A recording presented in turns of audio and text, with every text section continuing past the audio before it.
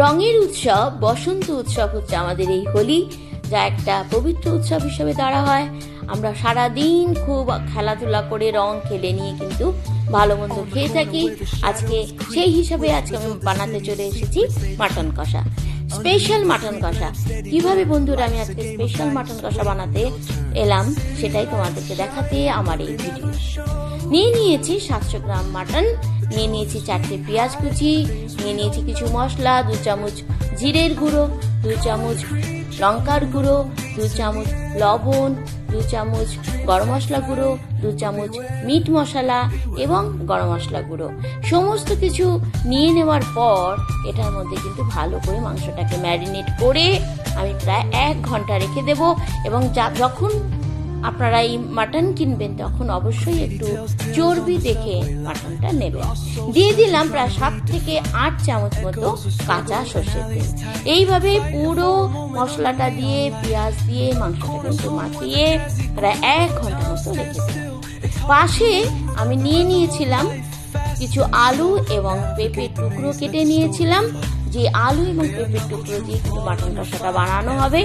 আলুটা পাশে ভেজে নিলাম এবং নিয়ে নিয়েছিলাম প্রায় 100 গ্রাম মতো দই।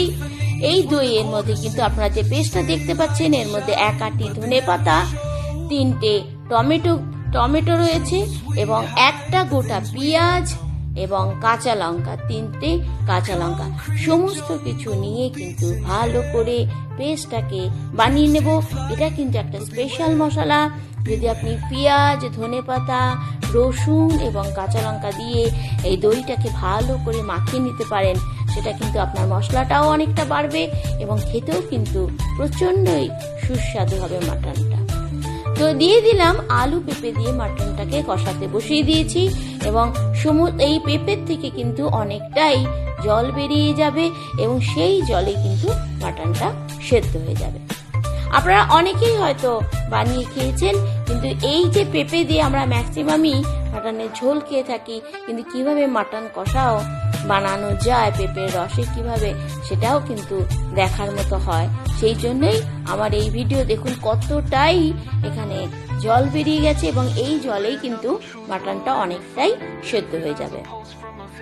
যখন এরকম নাড়াচাড়া করতে করতে যে দেখবো অনেকটাই মাটন থেকে জল বেরিয়ে গেছে এবং জল বেরোনোর প্রায় আপনাকে আধা ঘন্টা যদি ঢাকা দিয়ে রাখেন, ঢাকা দিলেই পরে কিন্তু অনেকটাই জল বেরিয়ে যাবে এবং জলটা যখন টেনেও নেবে, জল টেনে নেওয়ার পর আমি যে দইয়ের পেস্টটা বানিয়েছিলাম সেই দইয়ের পেস্টটাও কিন্তু ধনেপাতা এবং দইয়ের পেস্টটা এর মধ্যে দিয়ে দিলাম। ভালো করে মাংসটাকে নাড়াচাড়া করে নিতে হবে যাতে নিচে লেগে না যায়। এবং এই যে ধনেপাতা পেস্ট এবং পেঁপের রস, এটাতেই কিন্তু অনেকটা দইয়ের রস, এটাতে অনেকটাই আপনি যদি ঢাকা দিয়ে রাখেন অনেকটাই জল বেরিয়ে যাবে এবং সেই জলে কিন্তু মাটনটা অনেকটাই সেদ্ধ হয়ে যাবে। তো আমি সমস্ত মশলাগুলো দিয়ে দেওয়ার পর আবারও আধা ঘন্টার জন্য ঢাকা দিয়ে রাখলাম।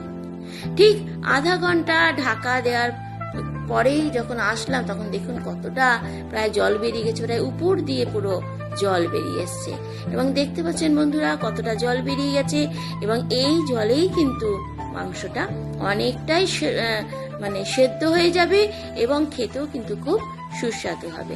তো এইভাবে ভালো করে নাড়াচাড়া করে নিয়ে এই মাটনটাকে কিন্তু এবার আমি প্রেসার কুকারে দিয়ে দেব এবং প্রেসার কুকারে হতে কিন্তু আর সময় লাগবে না এবং খুব সহজ পদ্ধতিতে এবং খুব তাড়াতাড়ি এইভাবে মাটনটা কিন্তু হয়ে যাবে। অবশ্যই প্রেসার কুকারে দেওয়ার আগে আমি এখানে কিন্তু 1 থেকে 2 চামচ চিনি দিয়ে দেব। আপনারা আপনাদের পরিমাণ মতন কিন্তু অবশ্যই মশলাগুলো দেবেন এবং চিনিও দিতে পারেন।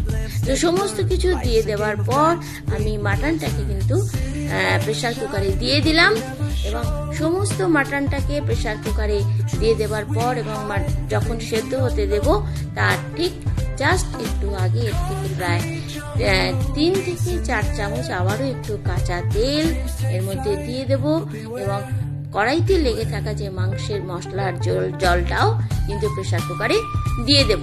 দিয়ে দিলাম সমস্ত কিছু দিয়ে দেওয়ার পর এবং কাঁচা তেল এখানে এর মধ্যে আবারও 3 থেকে 4 চামচ মতো তেল এর মধ্যে আমি দিয়ে দিলাম। এইভাবে পুরো যদি আপনারা মাটনটাকে তৈরি করেন, সময়ও অনেক কম লাগবে। অবশ্যই আমার এটা বানাতে প্রায় 1 ঘন্টা টাইম লেগেছিল।